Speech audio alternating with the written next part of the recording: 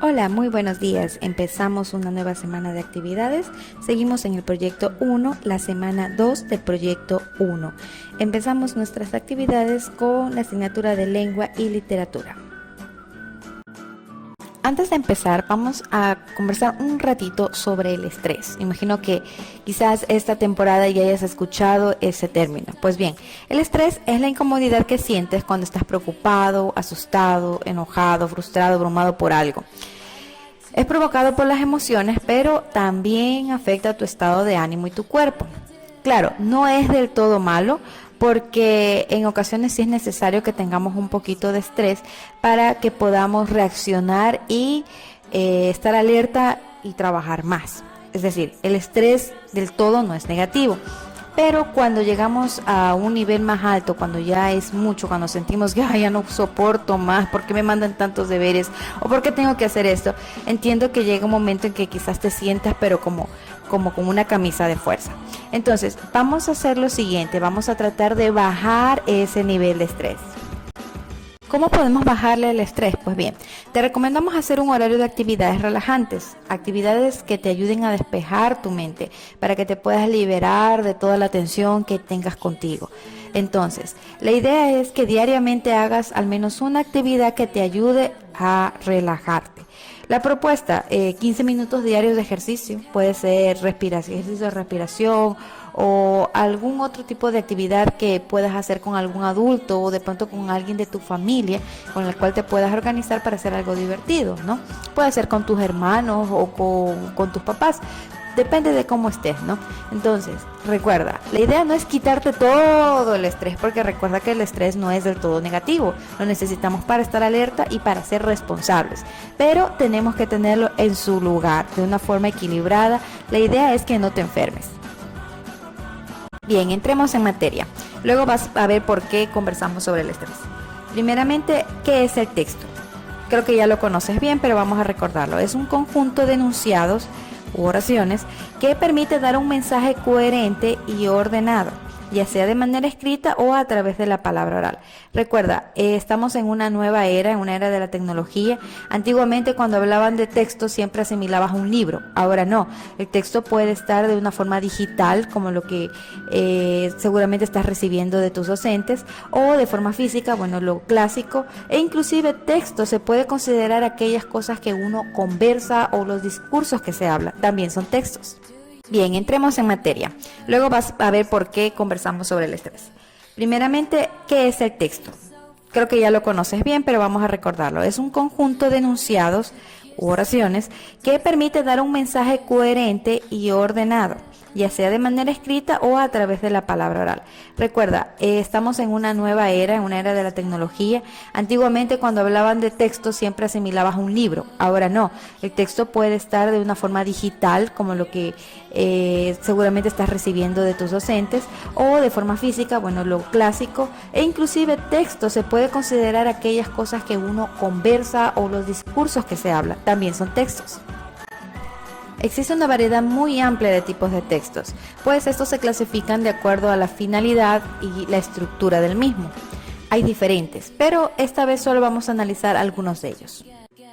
Los tipos de texto que vamos a analizar hoy son los argumentativos, los científicos, los descriptivos, expositivos, informativos y los epistolares. Sobre este último es sobre el que vamos a hacer la actividad del día de hoy. Los textos argumentativos son aquellos que permiten convencer, modificar o reforzar la idea del lector u oyente mediante justificaciones, mediante argumentos. ¿Qué es un argumento? Un argumento es una razón, algo válido, ¿no? Los artículos de opinión son un excelente ejemplo de este tipo de texto. ¿Dónde puedes encontrar un artículo de opinión? Pues bien, en las editoriales de los periódicos. Los textos científicos, por otra parte, tal como indica su nombre, son escritos que abordan conceptos, teorías, resultados de estudios en base a conocimientos científicos. Estos utilizan a su vez un lenguaje científico. No es otro idioma, es el mismo idioma, pero es un idioma, es el idioma pero con términos técnicos, para los cuales obviamente las personas que los redactan y las personas que lo leen pues tienen una base de conocimiento. Por lo general no se hacen estos textos para el público en general. ¿Por qué? Porque las personas que los leen tienen conocimiento sobre el tema y leen porque necesitan saber sobre eso. Para nosotros, para las personas, para el público en general, existen los textos de divulgación científica que más adelante vamos a conocer. Por otro lado, hay otro tipo de texto que en personal me encanta, que son los textos descriptivos. Estos tienen que ver mucho con la literatura. ¿Por qué? Porque son la representación o descripción de algo. Puede ser una persona, un animal, un paisaje, una emoción, un pensamiento. Por ejemplo, mira lo que está aquí. Es un perro grande, de color negro azabache. Su pelaje es abundante, tiene las patas largas y robustas. Sus orejas son muy largas y su hocico afilado. En la frente tiene una mancha de color blanco. En su collar hay una placa en la que podrás leer su nombre, Bobby. Mira, si tú solamente lees el texto ya te puedes imaginar por completo lo que está describiendo. Ese es el éxito, esos son los textos descriptivos. De este tipo de textos hay muchísimos ejemplos alrededor tuyo. De hecho, los utilizas inclusive cuando conversas a diario, cuando le cuentas a alguien sobre algo que te gustó o no. A veces describes una situación o describes a personas o cosas. Entonces, también hay de forma escrita o formal, como son los mitos, los cuentos, las historias, las fábulas. Existe un sinnúmero de ejemplos de textos descriptivos que, como ves, siempre han estado cerca de nosotros. Tenemos también los textos expositivos o explicativos. ¿Por qué los llamamos también explicativos? Pues bien, su función es esa, explicarnos acontecimientos, ideas, información, conceptos. ¿Te acuerdas que hace un momento vimos que los textos científicos manejan un lenguaje un poquito especial, un lenguaje técnico que solo ciertas personas pueden comprender porque han estudiado para eso? Pues bien, los textos explicativos o expositivos pueden tomar los textos científicos y redactarse de manera tal que todo mundo pueda entenderlos. A esos artículos se los llama artículos o textos de divulgación científica, es decir, son textos que te hablan de ciencia, pero te lo explican de una manera tan sencilla que todos, inclusive hasta niños, pueden comprenderlo. Un claro ejemplo de eso es los dos recortes que te estoy presentando aquí. Puedes hacer pausa, los puedes leer y vas a ver que es muy sencillo, es fácil de entender. Otro ejemplo de textos expositivos está inclusive el manual ilustrado que hiciste unas semanas atrás. ¿Por qué? Porque ese manual era sobre algo técnico, pero que se hizo con el fin de explicar a alguien sobre cómo usarlo. ¿Sí ves? Es explicativo. No solamente esto, hay otros, hay una variedad de ejemplos, pero mira, solamente te he mencionado dos y te estoy dando dos ejemplos aquí, para que tengas claro que los textos expositivos son fáciles. De hecho, los utilizamos siempre cuando, por ejemplo, el profesor de ciencias naturales te asigna una exposición. Tú coges una parte o te asigna un tema en específico del libro y tú se lo expones o se lo explicas a tus compañeros de una forma más sencilla inclusive de lo que está en el libro. ¿Qué has hecho allí? Ya has aplicado lo que es un texto expositivo. Como ves, es algo que ya conoces, sino que no lo habías identificado. También están los textos informativos. Mira, en la antigüedad, por decirlo así, por lo general, cuando hablábamos de textos informativos se pensaba en el periódico. Y sí, está bien, perfecto, porque las noticias por lo general se presentaban en el periódico. Pero ha ido evolucionando la tecnología y ahora las noticias no solamente están en el periódico, están en la televisión. Entonces, también los textos informativos se comprenden aquellas emisiones de noticias que salen en la televisión o lo que sale en las páginas de internet, en los navegadores, e inclusive hay una nueva forma que se ha hecho mucho más popular y de hecho está dejando de lado inclusive el periódico, que es el Twitter, que te animo a que si tienes acceso a internet ingreses, tengas una cuenta de Twitter. Bueno, quizás tus padres deberían hacerlo porque eres menor de edad, y puedan seguir a páginas que son de noticieros, por ejemplo el periódico El Universo, que es el ejemplo que te tengo aquí, o la CNN o la BBC. Son noticias al día, al instante. De hecho, son noticias que al segundo te enteras de todo lo que pasa. No tienes que esperar al noticiero que sale en la televisión hasta enterarte.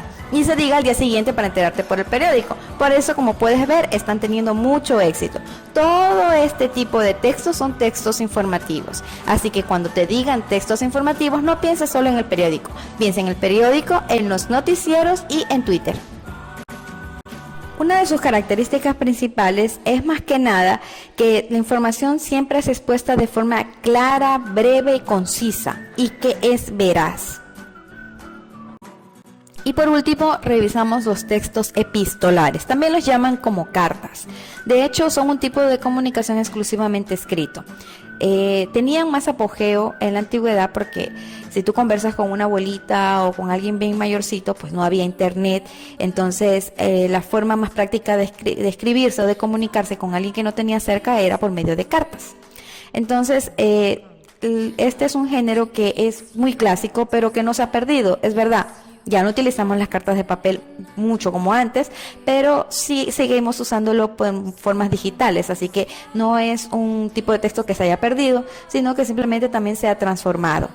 Un ejemplo claro de los textos epistolares, pues lo tienes en la casa, quizás en la Biblia de tu casa. Si tú te pones a revisar, vas a ver que hay textos epistolares como las cartas que, bueno, según la Biblia, el apóstol Pablo enviaba a las congregaciones. Entonces, ¿qué pasaba? Esos eran textos que eran enviados de carácter personal, enviaba una persona específicamente a otro grupo de personas. Obviamente lo tenemos porque quedó eso registrado allí.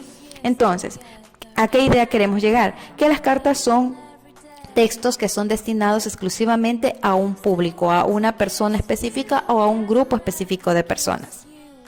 Pues bien, vamos a ir profundizando con respecto a este género. Vamos a analizar un ejemplo. Te voy a indicar cuáles son sus partes o su estructura y más adelante vas a hacer una actividad con relación a esto. Pues bien, la carta se caracteriza primeramente porque su mensaje es breve, es preciso, está organizada de forma clara y exacta. Usa oraciones completas y, como se mencionó, están organizadas, no se abrevian las palabras y obviamente vas a utilizar una puntuación adecuada.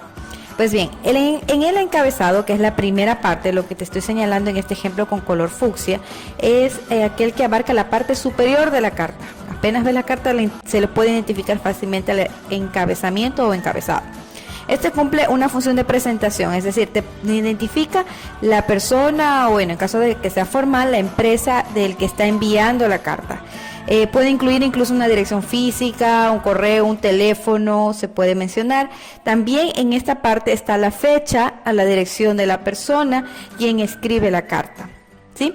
También en la parte final de esta primera parte está el saludo, el cual se ubica a partir del margen izquierdo a 2 espacios verticales debajo de la dirección del destinatario.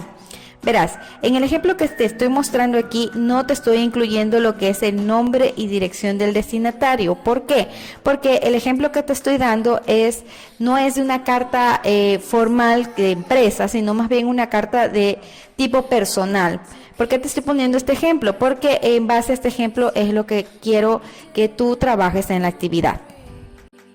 La siguiente parte es el cuerpo del texto. Es decir, allí vas a poner lo más importante, es decir, el mensaje de la carta. Este puede ser de tipo expositivo o argumentativo. Bueno, eso ya lo decide la persona que lo escribe. Pues no, obviamente depende del mensaje que se vaya a enviar. Se lo recomienda que se ubique a 2 espacios debajo del saludo, como puedes ver el ejemplo. Se divide en introducción, pues se agradece al destinatario de que esté leyendo la carta, el núcleo, que es la idea principal, y una conclusión, que es el resumen de la carta, o sea, la parte final de lo que es el cuerpo. Eso en una carta formal, ¿no? En una carta formal no vas a obviar nada de estas partes, pero cuando es una carta de tipo personal se puede distorsionar un poco estas partes. Lo más clave es que se envíe el mensaje. Veamos el ejemplo, ¿qué te parece? Para ser más claro. Ayer fui de paseo con mis padres y hermanos a un parque precioso que se encuentra cerca de mi casa. Se llama Parque Araucano. Me encantaría que la próxima vez que nos visites vayamos juntas y nos divirtamos en los juegos y la cancha de patinaje. Espero que nos veamos muy pronto para poder compartir y jugar. Como ves, aquí no estamos poniendo, o la persona que envía la carta no está agradeciendo su atención. En una carta formal dijera que agradece la atención de que se está dando a esta carta, pero no. Aquí más que nada se está enviando es el mensaje, pero no se está obviando lo que es la conclusión, porque en la parte final dice: espero que nos veamos muy pronto para poder compartir. Entonces, en esa parte ya es una conclusión, ¿sí? Como ves, es una carta súper breve. Por último, tenemos lo que es la despedida. Es decir, allí ya se cierra el mensaje con una cortesía, con una, como puedes ver en el ejemplo, dice: cariños a todos en tu casa, o con mucho cariño tus amigos, tu amiga, ¿sí? Atentamente tu mejor amiga, o atentamente la persona que más te quiere, algo así, porque estamos hablando de una carta personal. Se incluye una firma también, ¿sí? Se incluye una firma porque tienes que poner el nombre, y tu nombre y una firma. Y también hay una parte final que puede ser adicional, quieres o no, lo puedes poner, que se llama postdata. ¿Por qué? Porque recuerda, la idea es la siguiente: antiguamente cuando alguien escribe una carta, acuérdate que no tenían la facilidad como ahora, que si te equivocas, control Z, o simplemente con un botón borro lo que no me gustó y corrijo. Antiguamente no había como eso. Entonces tú ibas escribiendo, ya escribían la carta, terminaban de hacerla, pues me olvidé de decirle tal cosa, me olvidé de avisarle. Entonces ahí apareció el postdata, o sea, un dato posterior. Entonces en la parte inferior se pone, como ves en el ejemplo, la P con mayúscula, punto D, punto, y se escribe brevemente lo que se le haya olvidado. Como te dije, eso es algo opcional, algo que si lo quieren incluir. No todas las cartas llevaban postdata, ¿no? Entonces es por el motivo que te acabo de mencionar. Eso es básicamente la estructura de una carta. Bien, seguramente ahora te estás preguntando qué es lo que tengo que hacer. Pues bien, como estamos hablando de que estás en 10º año, tú esta vez vas a hacer una carta. Tú vas a escribir la carta en la cual vas a felicitar a una persona que conoces que haya afrontado con una buena actitud este tiempo de confinamiento y aislamiento por la pandemia, y manejó bien el estrés. Pide ayuda en tu casa para que puedas enviar la carta, en el caso de que lo puedas hacer. Yo comprendo de que en ocasiones no se puede hacer salir específicamente para dejar una carta. Lo que nos importa es que la realices. Si no tienes a una persona que tú conozcas, que esté seguro que ha podido manejar bien su estrés, pues no hay problema. Redáctala de igual forma imaginándote a esa persona, ¿sí? Lo importante es que realices la actividad. No olvides guardarla en un sobre. Si no tienes un sobre, pues simple, en una hoja de papel con goma, la unes, la doblas de tal manera que te quede como un sobre y lo guardas en tu caja portafolio. Listo. Bien, vamos resumiendo. Hemos visto varias cosas el día de hoy. Veamos qué fue lo que aprendimos. Primero, aprendimos que debemos organizar nuestro tiempo en actividades relajantes y divertidas para que no nos agobie el estrés. También aprendimos que existen diferentes tipos de textos. Entre estos están los argumentativos, los científicos, los descriptivos, los expositivos, los epistolares y los informativos.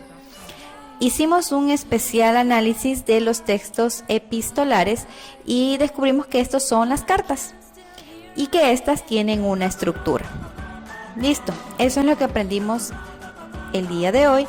Y bueno, si tienes dudas con respecto a qué es lo que debes presentar o guardar en tu portafolio, pues solamente en un sobre la carta que escribiste.